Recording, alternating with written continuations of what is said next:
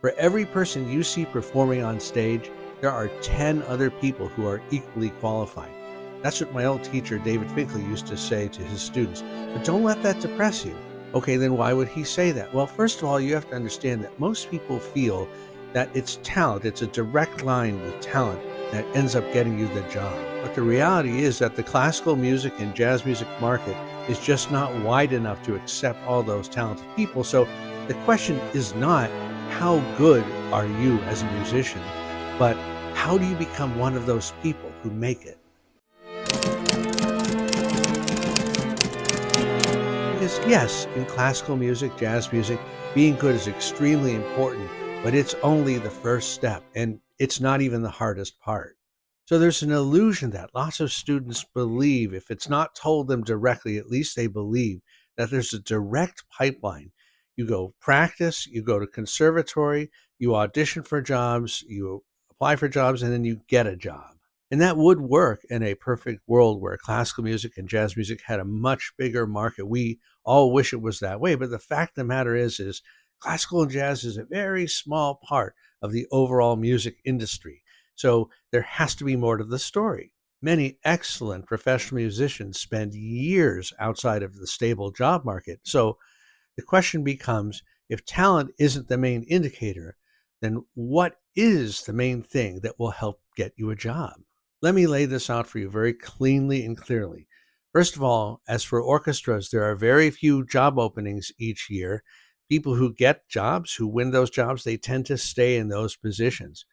In terms of academic teaching at a college, it's the same thing. Many positions just don't open. And when they do, if a person gets a job, they tend to keep that. And then for private teaching, there's a double-edged sword, because if you go to major metropolitan areas, you get higher amounts of pay, but you need to earn more money in order to have a more stable career. And those areas are saturated with really good teachers. So just so I'm absolutely clear with you, the bottleneck doesn't come at the training stage. It comes at the position opening stage. But Cello Excel is here to help. And I have 4 rules, which I think, if you follow them, will give you a very good chance at being a good musician who can have a stable career. So let's start. Rule number 1, you have to be good. You can't trick the system into getting you a good, stable job. You must be good. Make sure you have your house in order. You can play well, you have good technique, and you have something to say musically. Okay, so that puts you in the pool of qualified candidates. But what is it that changes the outcomes? Rule number 2, create and keep up good relationships. Relationships are your infrastructure. They're not favoritism. I'll give you a personal story here.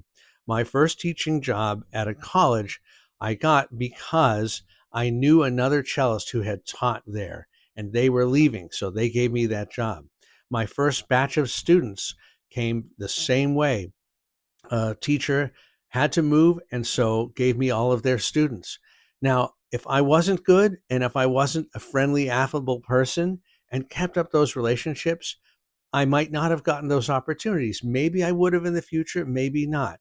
But I know that that helped me in that stage. Now, don't get me wrong, this is not a who do you know sort of thing in place of skill. It's more, I know this person and I can trust them, that they're a good performer, professional, and nice to work with too. Rule number 3, you have to carpet bomb the system. Don't just apply to that one orchestra you really want to play in. Do that, definitely do that, but apply to all the orchestras, all openings within reason. If they're in a horrible place you would never live, okay, you can leave that one out. But audition for everything. If your interest is more in teaching at a university, college, or conservatory, apply to every opening you see when they come up. I will tell you right now, you will get a lot of rejections. If you're a 25, 26-year-old just coming off their master's or doctorate, you're not going to be, you feel like you've done a lot of work, which you have. You feel like you're deserving, which you probably are. But it's hard to get people to take a chance on you when you're that young. So you have to apply, and you're going to get a lot of rejections, but take those rejections as a badge of honor. You put your name out there. That took guts. That took real bravery. and keep doing it because eventually it's going to result in something good. You don't break into the system through one door. You enter through many of them. Look, in my particular case, I had probably applied to about 20 colleges and universities in the first 2 or 3 years after grad school before I even got my first chance to teach part-time at a university. Meanwhile, I was teaching private students. I was making reasonable money, but I really wanted to get that college teaching as well. And it just took some time, but I was relentless. And also think about this.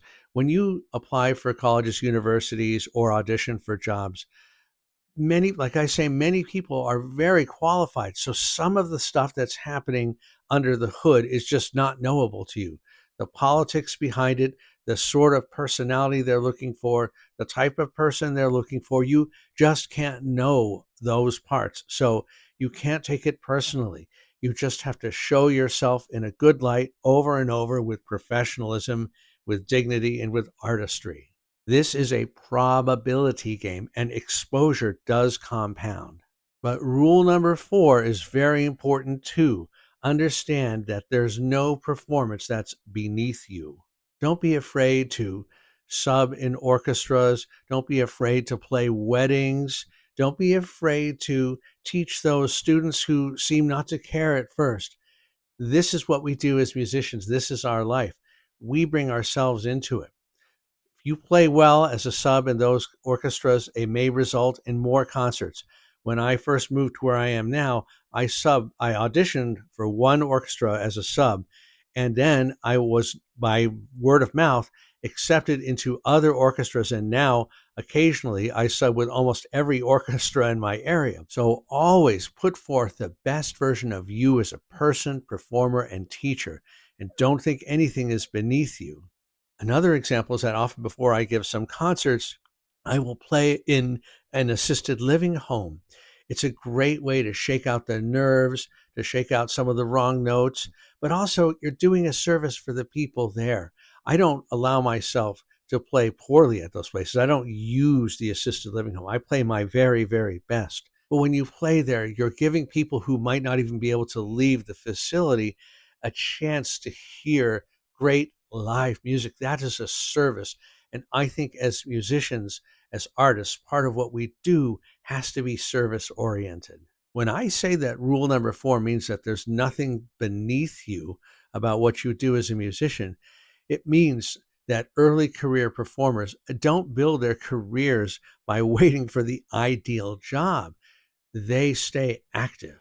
If you talk to that one person out of 10 who is actually making a steady career in music, you will find that most careers were not suddenly won. Some of them were, granted, some of them were, but most careers were not a single straight line path.